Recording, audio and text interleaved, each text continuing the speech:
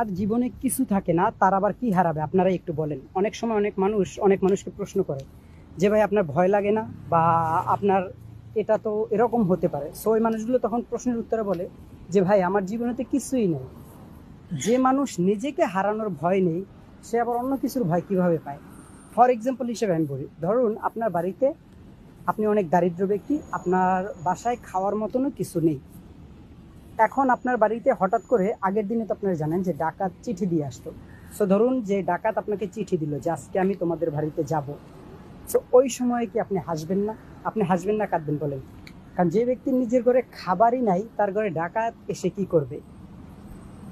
এই আর কি, এই কথাটাই আর কি, সিচুয়েশনটা এরকম যে যাদের জীবনে দেখা যায় যে মানুষটা নিজেকে হারাতে ভয় পায় না, বা হারানোর মতন কিছু নেই, তার আবার হারানোর কিসের ভয়? এটাই আসলে বাস্তবতা। অনেক মানুষের জীবনে এরকম আছে যে তাদের জীবনে কিছুই নেই, কিন্তু হারাবারও ভয় নেই, কারণ থাকলে তো হারাবে।